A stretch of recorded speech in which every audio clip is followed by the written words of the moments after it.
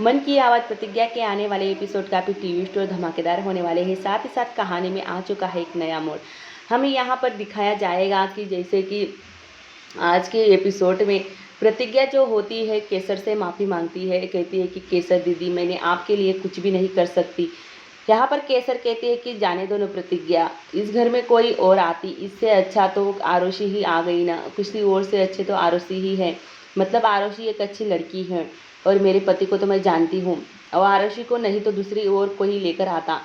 यहाँ पर जो कृष्णा होता है प्रतिज्ञा से कहता है कि प्रतिज्ञा देख लिया तुमने, भौजाई भी इस बात से खुश है, घर में सारे लोग खुश है, बस तुम ही मुंह लटका कर घूमती रहती हो घर में, तुम्हें क्या दिक्कत है। प्रतिज्ञा कहती है कि तुम्हें खुश होना है तो हो लो कृष्णा, पर मुझे नहीं होना है, इस खुशी में शामिल मुझे नहीं होना है, क्योंकि मैं खुशी से खुश नहीं हूँ, ये सब कुछ गलत है। तभी यहाँ पर आरुषि आती है और कहती है कि तुम्हें मेरी खुशियाँ देखी नहीं जाती। तभी यहाँ पर प्रतिज्ञा कहती है कि ये क्या बात कर रही हो आरुषि तुम, मैं क्यों तुम्हारी खुशियों से जलने लगी। तभी यहाँ पर आरुषि कहती है कि जब से मैं इस घर में बहू बनकर आई हूँ, तुम मुझे इस घर से निकालने के पीछे पड़ी हो, क्यों ऐसा कर रही हो, और मैं ये शादी को एक्सेप्ट कर रही हूँ, मैं शक्ति के साथ रहना चाहती हूँ, पर तुम मुझे रहना नहीं दे रही हो। यहाँ पर आरुषि भरा बुरा कहकर प्रतिज्ञा को वहाँ से चली जाती है। फिर कृष्णा कहता है कि देख लिया तुमने, वो भी इस घर में रहना चाहती है, बस तुम उसे निकालना चाहती हो। अब हो गई है शादी तो हम तो कुछ न कर सकते ना, तो तुम ये एक्सेप्ट कर लो ना ये शादी को, क्यों तुम बार बार अपना चेहरा उतराए रही हो और बार बार परेशान हो रही हो।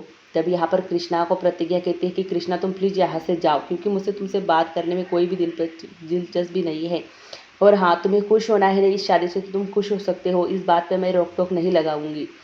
यहाँ पर दूसरी तरफ आदर्श अपनी माँ को देखता है कि वो अपने गहने जो होते हैं वो रुमाल में बांध कर लेकर जा रही है। आदर्श पूछता है कि मम्मी आप कहाँ पर जा रही हो। उसकी मम्मी कहती है कि मैं तुम्हारे पापा की दवाई लेने जा रही हूँ। तभी आदर्श कहता है कि उस रुमाल में आपने क्या छुपाया है, अपने गहने आप बेचने जा रही हो ना। तभी उसकी माँ कहती है कि हाँ, जब एक बुरा समय आता है तो औरत गहने बुरे समय में ही निकालती है, और उसे बेचकर कुछ घर वालों की काम आ जाए तो वही। आरुषि को समझाने के लिए फिर से प्रतिज्ञा आती है। प्रतिज्ञा कहती है कि घर में बहुत बड़ा हवन होने वाला है, पूजा होने वाली है, तो तुम उस हवन में और पूजा में नहीं जाओगी, ये शादी गैर कानूनी है, और मैं तो इस शादी को मान भी नहीं रही हूँ। आरुषि कहती है कि तुम्हारे मानने से क्या होगा, अब मेरी शादी हो चुकी है, क्या तुम यही चाहती हो कि मैं इस शादी को तोड़ दूँ। तभी प्रतिज्ञा कहती है कि हाँ ये शादी को तोड़ दो, घर में बहुत बड़ी पूजा हो रही होती है, बाहर पंडित जी और सारे लोग होते हैं। आरुषि आती है और सबसे कहती है कि बाबूजी मैं इस पूजा में बैठूंगी नहीं, और ना ही इस पूजा में मैं शामिल होंगी। तभी यहाँ पर जो ठाकुर सज्जन सिंह होता है वो कहता है कि ये बेटा तू ये क्या कह रही है, ये पूजा तुम्हारे लिए और शक्ति के लिए ही रखी गई है, और तुम ऐसा क्यों कह रही हो। तभी आरुषि कहती है कि कुछ लोगों को ये बात खटक रही है कि मैं इस घर की बहू बनकर आई हूँ, तो वो चाहते हैं कि मैं इस पूजा में शामिल ना हूँ। तभी यहाँ पर कृष्णा कहता है कि कौन है वो, किसने कहा तुमसे। तभी यहाँ पर सबके सब जो होते हैं वो केसर के मतलब केसर के नाम लेते हैं, क्या केसर ने कहा है तुमसे ऐसे करने के लिए। तभी शक्ति वहाँ पर आता है। शक्ति कहता है कि किसने कहा तुम्हें इस पूजा में बैठने से मना किया, मुझे बताओ उसका नाम। तभी यहाँ पर आरुषि कहती है कि आपकी जो छोटी बहू है प्रतिज्ञा, उसने ही मुझे कहा है कि इस पूजा में तुम शामिल मत हो, ये एक शादी गैर कानूनी है। तभी यहाँ पर ठकुराइन जो होती है प्रतिज्ञा को भला बुरा कहती है कि ये तो जब से आई है हमारे घर में ये तो विनाशी करने आई है, ये तो कभी हमारा परिवार का अच्छा नहीं सोच सकती, और ना ही कभी इसने सोचा होगा, ये तो एक डायन है। यहाँ पर प्रतिज्ञा चुपचाप खड़ी होती है। कृष्णा कहता है कि प्रतिज्ञा तुम्हें क्या ज़रूरत है बीच में इन सबके बीच में पड़ने की, तुम्हें कितनी बार समझाया है। शक्ति कहता है कि ये बाबा तुम्हारी बीवी को समझा लो, नहीं तो मेरा पारा बहुत गर्म हो जाएगा, जब देखो तब हमारे बीच में आती रहती है। अब आरुषि ने मुझसे उसकी मर्जी से शादी की है, फिर भी इसे बीच में टांग अड़ाना आता है। यहाँ पर ठाकुर सज्जन सिंह कहता है कि देख कृष्णा तुम्हारी बीबी है इसी वजह से, नहीं तो इसे कब का मैं यहाँ से उड़ा देता। यहाँ पर शक्ति और सारे घर वाले प्रतिज्ञा पर गुस्सा करने लगते हैं। प्रतिज्ञा कहती है कि आखिर मेरी गलती क्या है। यहाँ पर आरुषि कहती है कि ये जब देखो तब मुझे इस घर से निकालना चाहती है, और मुझे कहती है कि ये शादी गैर कानूनी है। समझा लो बाबा अपनी पत्नी को, नहीं तो मैं बहुत गुस्सा हो जाऊंगा, हम दोनों के बीच में क्यों बार बार आती है। आरुषि कहती है कि जो लोगों जो चुने बुने लोग हैं वही नहीं चाहते कि मैं इस घर की बहू मतलब बड़ी बहू बनी हूँ, तो उन्हें खटक रहा है। तभी यहाँ पर ठाकुर सज्जन सिंह कहता है कि तुम क्या कर लोगी, अब ये शादी हो चुकी है तो। प्रतिज्ञा कहती है कि मैं पुलिस कंप्लेंट कर दूंगी, क्योंकि ये कानूनी गैर कानूनी शादी है। एक पत्नी के होते हुए दूसरी पत्नी घर में नहीं आ सकती है, तो ये गैर कानूनी है। यहाँ पर जो ठाकुर सज्जन सिंह होता है प्रतिज्ञा से पूछता है कि तुम विरोध करेगी इस शादी से, कोई भी नहीं तोड़ सकता इस शादी को। और यहाँ पर वो केसर से पूछता है कि केसर बहुरिया, क्या तुम्हें ये शादी से दिक्कत है? पर केसर मना कर देती है कि मुझे कोई दिक्कत नहीं है।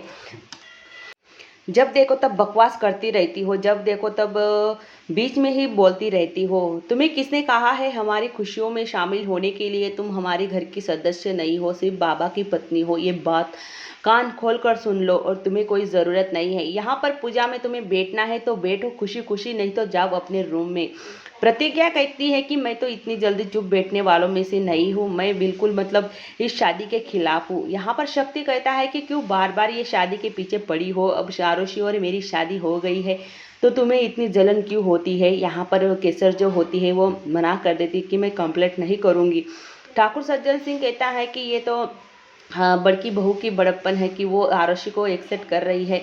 हाँ तुम्हें दिक्कत है, देख ले, दूसरी बीवी ही नहीं, पहली बीवी ही नहीं जाती अपने पति पर कंप्लेंट करने के लिए, तो तू होती कौन है कंप्लेंट करने वाली? और खुद वो ही चाहती है कि उसकी सौतन इस घर में रहे।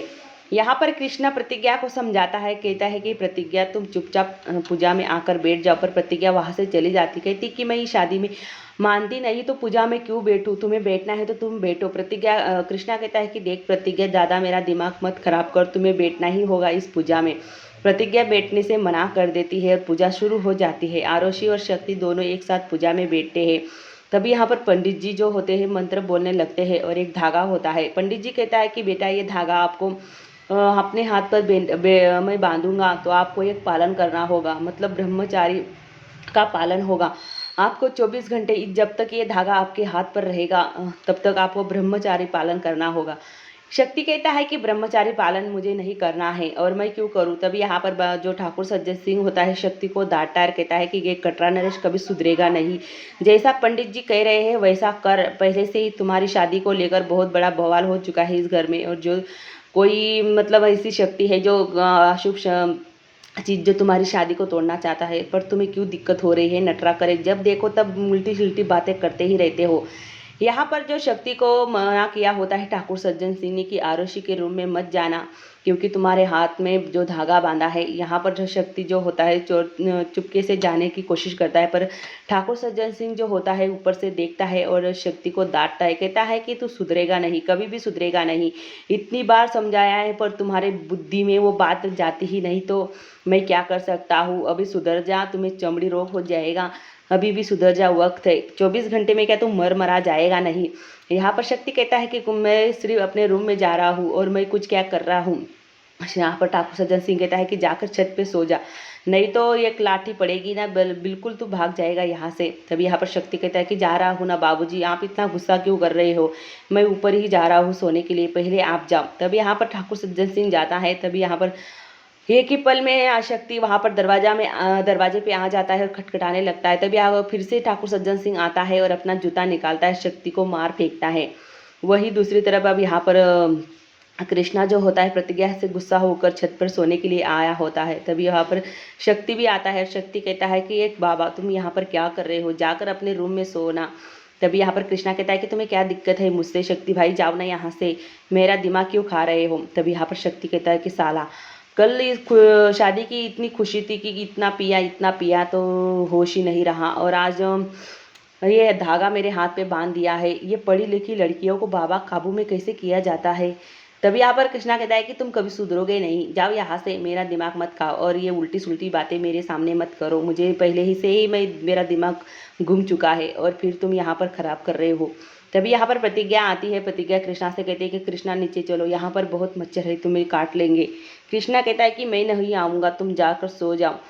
प्रतिज्ञा कहती है कि जब तक तुम मेरे साथ नहीं आओगे मैं यहाँ से कहीं भी नहीं जाऊँगी, यहीं पर ही खड़ी रहूँगी। यहाँ पर शक्ति जो होता है कृष्णा से कहता है कि बाबा वो तुम्हें बुला रही है, जाओ, तुम्हारी पत्नी तुम्हें लेने आई है, इतना अच्छा नसीब किसी का ना होता। तभी यहाँ पर कृष्णा प्रतिज्ञा के साथ नीचे चला जाता है। यहाँ पर दूसरी तरफ सुबह मतलब सुबह नहीं, वही उसी टाइम जहाँ पर प्रतिज्ञा नीचे आती है छत से, तभी यहाँ पर केसर जो होती है पूजा का सारा नीचे गिरा होता है वो साफ कर रही होती है। आरुषि जानबूझकर प्रतिज्ञा को देखकर कहती है कि दीदी आप ये काम क्यों कर रही हो, आपको तो घर की बड़ी बहू हो और आपको ये काम करना शोभा नहीं देता और आपका ये काम नहीं है। जिसे ये काम करना चाहिए वो तो इधर उधर दिन भर घूमते रहते हैं। यहाँ पर इसे ये छोटी बहू है घर की प्रतिज्ञा, इसे ये सब कुछ करना चाहिए, बल्कि आपको नहीं है। और मैं इस घर के कानून कायदे देखकर ही सब कुछ बोल रही हूँ। प्रतिज्ञा के आंखों में आंसू आ जाते हैं क्योंकि आरुषि जो होती है इतनी कठोर तरह से प्रतिज्ञा से बात करती है